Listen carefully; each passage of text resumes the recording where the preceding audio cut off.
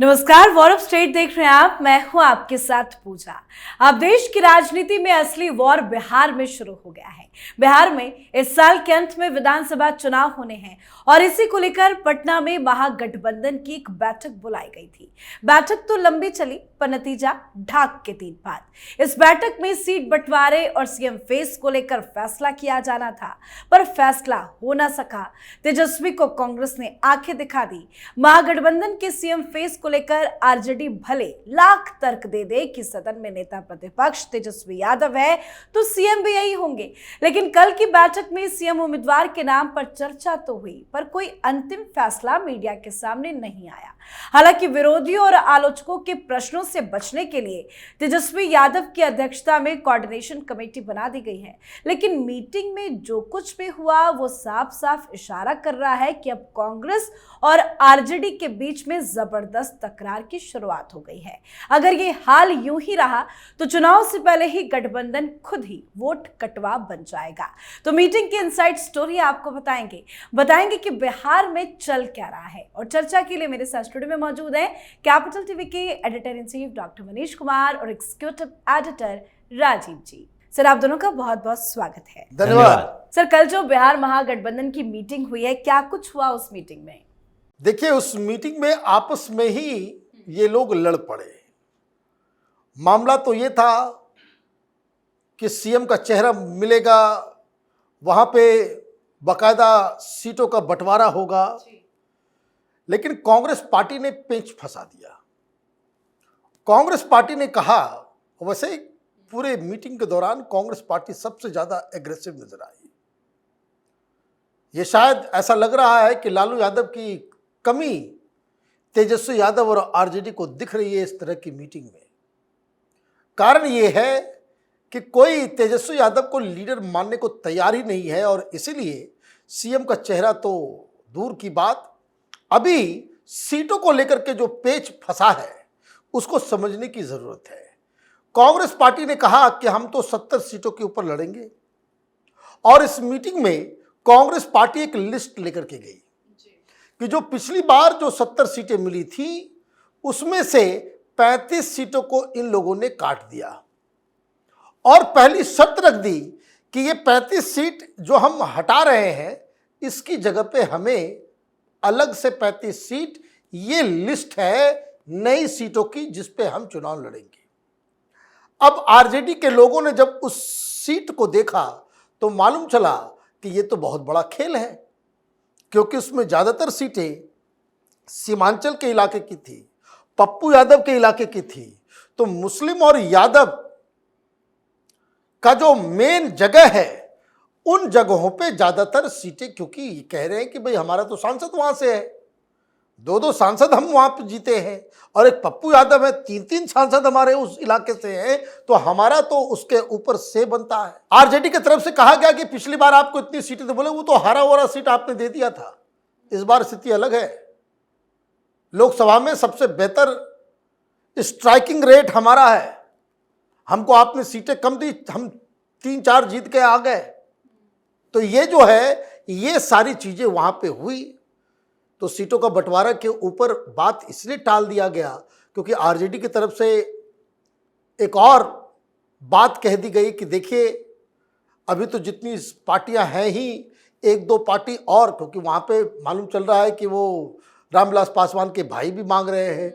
एक नई बात कही गई मीटिंग के अंदर में जो मीडिया में डिस्कस नहीं हो रहा कि भाई हमारे ऊपर इस बात का भी दबाव है और कांग्रेस पार्टी को भी ये समझना पड़ेगा कि भाई झारखंड में हम साथ में हैं, तो झारखंड मुक्ति मोर्चा को भी सीटें चाहिए। और झारखंड मुक्ति मोर्चा ने संदेशा भिजवाया है कि एक रिस्पेक्टेबल अमाउंट ऑफ सीट्स चाहिए, क्योंकि आपको हम मंत्री भी बना रहे हैं यहाँ पे, आप हमारे साथ भी हैं। तो जिस तरीके से आप, जिसका कोई लेना देना नहीं है झारखंड के अंदर में, हमने आपको इस बार सीटें बढ़ा करके दी, इस बार भी हमें वैसा ही चाहिए। और वामपंथी ने तो जो पूरा जो वाम ग्रुप है वो पिछली बार वो 12 CPI-ML वाले जीते, 2 CPI जीती, 2 CPM जीते। अब इनकी संख्या हो गई है 16। ये कह रहे हैं इंटू 3 48 सीट्स तो हमको चाहिए ही चाहिए। तो 70 48 फिर उसके बाद 10-15 तो डिमांड करेंगे ही चिराग पासवान के चाचा जी, और सबसे बड़ा खेल वीआईपी वाले बोल रहे हैं कि हमको 40 से नीचे तो बात ही नहीं करो, नहीं तो हम चले दूसरे। तो ये सारी चीजें जो है, तो इसलिए बातचीत सीट के ऊपर नहीं हो पाई। तो फिर लोगों ने कहा कि जब अभी सीट के ऊपर ही जब फाइनलिटी नहीं है तो लीडर हम क्यों किसको कैसे मान लें, ये एक दुविधा वाली स्थिति है। तो आप देखिए कि कितना मुंह लटका हुआ है। ये आरजेडी को कुछ अलग स्ट्रेटजी बनानी पड़ेगी, अदरवाइज ये मसला चुनाव के 1 महीने पहले तक भी ये सॉल्व नहीं होगा। मतलब लग तो यही रहा है कि मीटिंग पर ये मीटिंग करते रह जाएंगे, कोई सॉल्यूशन नहीं निकलेगा, क्योंकि जिस तरह से मांगे रखी जा रही है, हर किसी की अपनी अपनी बातें हैं, उससे तो नहीं लग रहा है कि कोई फाइनल फैसला बहुत जल्द सामने आएगा। देखिए, राहुल गांधी को उनके नेता सब हैं जो मिलजुल कर निपटाने की कोशिश कर रहे हैं बिहार के अंदर। जो तरीके दिख रहे हैं बिहार में महागठबंधन की पार्टियों के बीच, और ये मुकेश सहनी की जो बात हो रही है, ये मुकेश सहनी तो अभी महागठबंधन में जो मीटिंग में जा रहे हैं वो तेजस्वी यादव के इशारे पर जा रहे हैं। अभी वो उस मीटिंग के बाद धीरे धीरे एनडीए की तरफ ही आएंगे, और ऐसी संभावनाएं बताई जा रही है कि मुकेश सहनी अंत तक वो फिर से एनडीए में चले आएंगे। 10-12 सीटें मिलेगी उन्हें, और 4-5 सीट की जीतने की संभावना भी इस बार बनेगी। इसलिए मुकेश सहनी अभी पिन कर रहा है कि देखो भाई, अगर हम इस गठबंधन में हैं तो कांग्रेस को भी बैलेंस करना पड़ेगा, क्योंकि जितनी ज़्यादा पार्टियां उतना सेक्रीफाइस सिर्फ आरजेडी तो करेगी नहीं, सेक्रीफाइस तो कांग्रेस को भी करना पड़ेगा। तो ये मुकेश सहनी की अभी स्ट्रेटजी है। लेकिन जिस तरह के राहुल गांधी को इनपुट मिल रहा है, उससे तो लगता है कि ये बिहार में भी बर्बाद करने के चक्कर में कांग्रेस वाले लग चुके हैं, और उन लोगों को चिढ़ भी है। जैसे कांग्रेस के कुछ जो बड़े नेता हैं, वरिष्ठ नेता हैं, उनको लगता है कि चुनाव से पहले ये तोड़ फोड़ करने लगे, कांग्रेस में पदाधिकारी बदलने लगे, अनिल जिंदल को भेज दिया वहां पर कि ओबीसी मोर्चा का प्रमुख होगा पूरे देश में, अजय यादव को हटा दिया। अब कैप्टन अजय यादव हैं कौन? वो तो लालू प्रसाद यादव के समधी हैं। तो लालू प्रसाद यादव को ये कौन सा संदेश दिया जा रहा है भाई कि बिहार की राजनीति से पहले आपके परिवार के लोगों को कांग्रेस के अंदर टारगेट किया जाएगा? और इसलिए वहां पर राजद भी अपनी प्लानिंग बना रही है। राहुल गांधी को ये इनपुट मिला कि देखिए, अगर तेजस्वी यादव को चेहरा बना देंगे तो ये प्रधानमंत्री मोदी, अमित शाह ये 2 महीना पहले से जब जब बिहार जाते हैं तो जंगल राज की याद दिलाते हैं, और अगर लालू प्रसाद यादव का बेटा सीएम का चेहरा होगा तो 10-15% वोट तो ऐसे ही आपका खिसक जाएगा पूरे महागठबंधन का। इसलिए कोई चेहरा नहीं होना चाहिए। और इसी बात पर पिछली बार बैठक हुई थी, जो दिल्ली में बैठक हुई, वो इसलिए थी कि तेजस्वी यादव संदेश लेकर आए थे कि भाई, आप बिहार में जो मीटिंग करने वाले हैं उसमें तो छोटे मोटे नेता रहेंगे, लेकिन हम दोनों के बीच बातचीत होनी चाहिए। और उस पर भी दिल्ली में बात नहीं बनी कि नहीं, अभी सीएम चेहरा को लेकर बाद में तय कर लेंगे, पहले सीट शेयरिंग पर बात कर लेते हैं। लेकिन सीट शेयरिंग का फार्मूला क्या तय होगा? सीट शेयरिंग का फार्मूला से पहले ही इन लोगों ने बातचीत ऐसे आगे बढ़ाई कि कोऑर्डिनेशन कमेटी पर बात चल गई, और जब भी कोऑर्डिनेशन कमेटी बने इसका मतलब है कि कोऑर्डिनेशन कभी हो नहीं पाएगा। लीड भले ही तेजस्वी यादव करें, लेकिन लोकसभा चुनाव से पहले भी इंडिया अलायंस बना, कोऑर्डिनेशन कमेटी बनी, कोऑर्डिनेशन कमेटी की न बैठक हो पाई और न ही ये लोग आपस में तय कर पाए कि कौन कहां किसके साथ और कितनी सीटों पर लड़ पाएगा। सारे जो नीचे के स्तर के दूसरे तीसरे दर्जे के नेताओं को कोऑर्डिनेशन कमेटी में रखा गया, और इसलिए बिहार में तेजस्वी यादव तो ठीक है, लेकिन कांग्रेस की तरफ से कोऑर्डिनेशन कमेटी में होगा वो क्या तय कर पाएगा कि हम कितनी सीटों पर नेगोशिएट कर पाएं? उसके लिए तो पोस्टमैन बनना पड़ेगा उसे। जैसे मल्लिकार्जुन खड़गे के पास गए या केसी वेणुगोपाल के पास गए, वो राहुल गांधी से बात करेंगे, फिर राहुल गांधी अपनी टीम से चर्चा करेंगे कि भाई क्या फीडबैक है, हमको कितना पर मानना चाहिए। तो ये कोऑर्डिनेशन कमेटी बनने का मतलब है तेजस्वी यादव कुछ समय ले रहे हैं कि आगे अपनी प्लानिंग पर काम कर सके, और जैसे ही कांग्रेस ज्यादा नेगोशिएशन करे, इस बार कांग्रेस को बाहर करो महागठबंधन से, और आपस में 3-4 पार्टियां जो है, जैसे पशुपतिनाथ पारस भी अब इस समय महागठबंधन में चल रहे हैं। अब अगर मुकेश सहनी को एनडीए में जगह नहीं मिली, उसे भी साथ ला सकते हैं। और इसके अलावा जो ये चाह रहे हैं कि कि ओबीसी, दलित और मुस्लिम वोट तो कभी भी कांग्रेस में राजद के गठबंधन के बिना नहीं जाएगी। इसलिए तेजस्वी यादव समय ले रहे हैं, कोऑर्डिनेशन कमेटी लीड करेंगे, थोड़ा चेहरा चमकेगा कि लीडर तो आखिरकार महागठबंधन का वही है। और जब अंतिम समय आएगा, कांग्रेस को बोले कि 40 से 50 सीटों के बीच मानना है तो मानो, नहीं तो बाहर जाओ, सारे सीटों पर लड़ना है सारे सीटों पर लड़ो। मतलब तेजस्वी यादव सही वक्त का इंतजार कर रहे हैं और सही वक्त आने पर राहुल गांधी को आंखें दिखाएंगे। लेकिन क्या लगता है, जो कांग्रेस की स्थिति बिहार में है, राहुल गांधी पार्टी को संभाल पाएंगे? देखिए, कांग्रेस पार्टी आजकल बड़ी एक्टिव नजर आ रही है और ये activism it is not directed against BJP. ये एक्टिविज्म जो है सिर्फ और सिर्फ ऐसा दिख रहा है, समझ में आ रहा है कि हम गठबंधन के अंदर झुकेंगे नहीं। ये ऐसी वाली स्थिति में, उस मोड में ये लोग नजर आ रहे हैं जो दिल्ली में हाल था, कि भाई हम बीजेपी जीत जाए। क्योंकि देखिए, एक सेकंड ओपिनियन वहाँ के जो लोग हैं वो ये बता रहे हैं कि भाई महागठबंधन वाले को मालूम है कि चुनाव जीतेंगे नहीं। सारे रिपोर्ट जो आ रहे हैं, सी वोटर का रिपोर्ट आ गया, वहाँ बड़े कंफर्टेबल तरीके से जो है वो सरकार बन रही है। अचानक जो पिछली महीने जो सर्वे सी वोटर ने किया था उससे 5% कम हो गया है तेजस्वी यादव की पॉपुलैरिटी। तो कहने का मतलब है कि they are going downhill. अब ऐसे में जो बिहार की जो राजनीति है वो घटियापन है, लेकिन वो बताना ज़रूरी भी है कि सारे लोग काउंटर खोल रहे हैं। कांग्रेस पार्टी के अभी काउंटर खुल जाएगा, तेजस्वी यादव का भी भाई जीतना है नहीं तो ये मौका हो जाएगा, चलो भाई माल कमा लेते हैं कि भाई टिकट जो है बेचा जाए एकदम झूम झूम के। तो इसीलिए ये ज़्यादा से ज़्यादा सीटें हमें मिले, इसकी फाइट हो रही है। तो कहने का मतलब ये है कि भाई तेजस्वी यादव तो कांग्रेस के सताए हुए लीडर बन गए हैं। लेकिन एक बात और जो ध्यान देने वाली है कि तेजस्वी यादव को बीजेपी से खतरा कम, कांग्रेस से तो खतरा है ही, परिवार के अंदर भी उनकी घेराबंदी हो रही है। मीसा भारती, तेज प्रताप यादव और अब बताया ये जा रहा है कि रोहिणी यादव, इन लोगों का चारों का 4 काउंटर खुला हुआ है, चारों के 4 अलग अलग खेमे बन गए हैं। और इसलिए पार्टी के अंदर तो जो कुछ होगा सो होगा, परिवार के अंदर, क्योंकि एक बात समझिए, लालू यादव के बारे में कोई चर्चा नहीं कर रहा, नीतीश के स्वास्थ्य के बारे में चर्चा होती है। लालू यादव का स्वास्थ्य नीतीश कुमार से कहीं ज्यादा खराब है।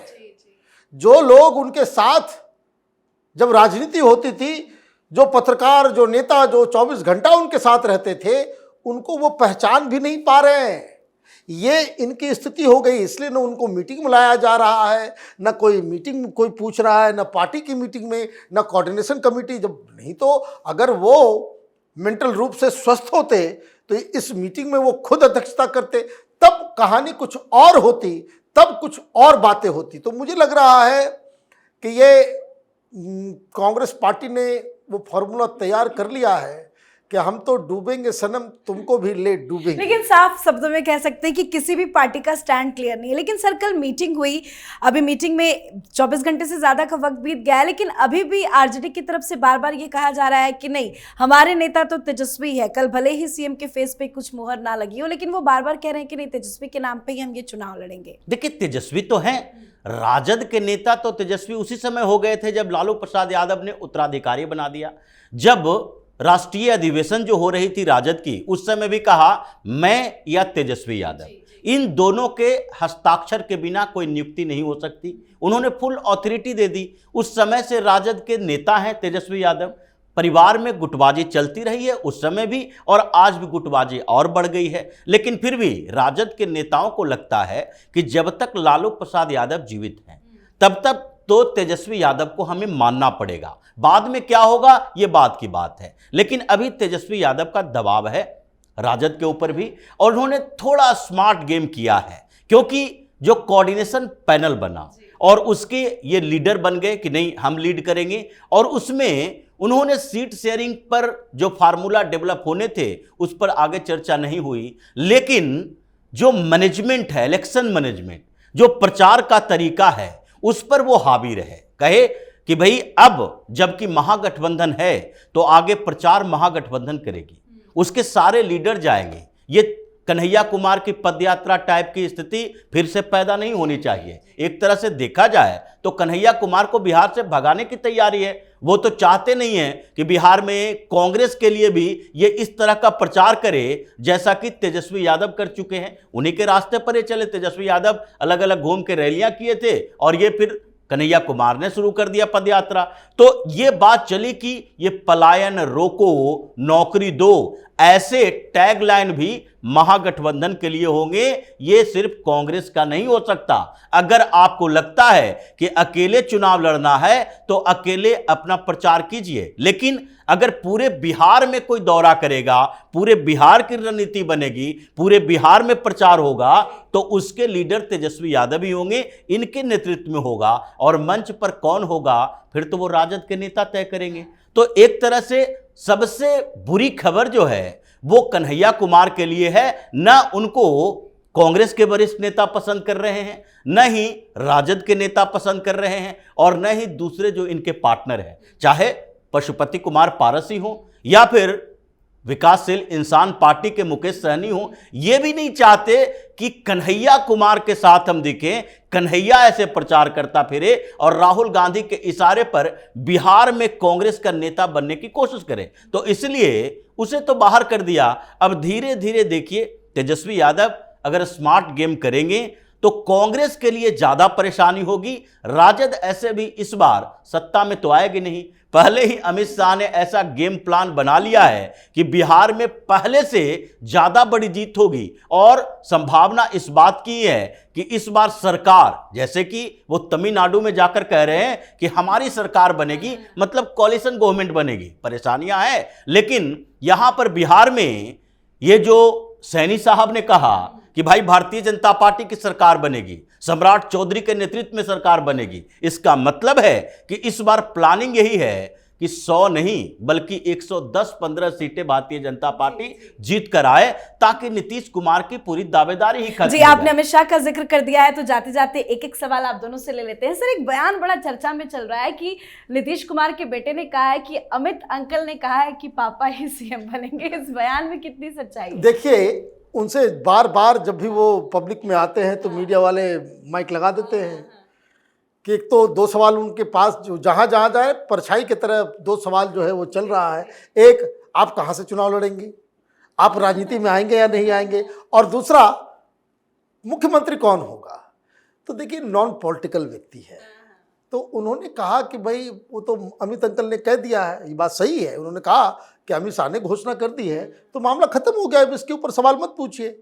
और जब उनसे ये पूछा जाता है कि चुनाव आप कहाँ से लड़ेंगे, आप क्या एंट्री करेंगे, तो वो उस पर गुम हो जाते हैं। लेकिन मैं आपको बता दूं, वो चुनाव लड़ेंगे और वो अपने गृह क्षेत्र हरनौत से लड़ेंगे, ये हमारे पास जानकारी तो राजीव सर, अगर अमित अंकल ने कह दिया है तो अपने बात से तो पीछे नहीं हटेंगे, नीतीश ही सीएम होंगे? देखिए, सीएम तो वही होंगे, लेकिन चुनाव के बाद कितने दिन तक रहेंगे इसकी गारंटी नहीं दी गई है। और जिस तरह से निशांत ने बोला कि अमित अंकल जैसे शब्द बोलना ही ये दिखाता है कि अभी वो पॉलिटिक्स में आए नहीं हैं। नहीं तो अखिलेश यादव भी अपने पिताजी को पिताजी नहीं कहा करते थे, ये नेताजी कहा करते थे, या लालू प्रसाद यादव को भी ये पापा नहीं कहते तेजस्वी यादव मंच पर मीडिया के सामने, वो राजद के नेता ही कहते हैं। तो इसलिए अभी निशांत अपरिपक्व है और उससे बार बार ये सवाल किया गया, उसने वही उत्तर दिया जो पहले से चल रहा है। सम्राट चौधरी का भी नाम लिया कि उन्होंने भी कह दिया है कि नीतीश कुमार के नेतृत्व में चुनाव लड़ेंगे। नेतृत्व में चुनाव लड़ेंगे, मुख्यमंत्री के दावेदार होंगे, लेकिन मुख्यमंत्री कब तक रहेंगे इसकी गारंटी नहीं है, ऐसा ही लग रहा है। बिल्कुल सर, बहुत बहुत धन्यवाद सर आप दोनों का। धन्यवाद। तो बिहार में चुनाव है, चुनाव के बीच जबरदस्त बवाल मचा है। महागठबंधन में सीट बंटवारे और सीएम फेस को लेकर स्थिति अभी भी साफ नहीं हुई है। सीएम पद को लेकर पेच फंसा हुआ है। आरजेडी तेजस्वी यादव को अपना दावेदार बनाना चाहती है और कांग्रेस चाहती है कि सीएम पद पर बाद में फैसला हो। महागठबंधन में सबके अपने अपने दावे हैं और अपनी अपनी मांगे हैं। अब देखते हैं महागठबंधन का रिश्ता कब तक चल पाता है। तो आपकी क्या राय है, कमेंट करके लिखिएगा। देखते रहिए कैपिटल टीवी। नमस्कार।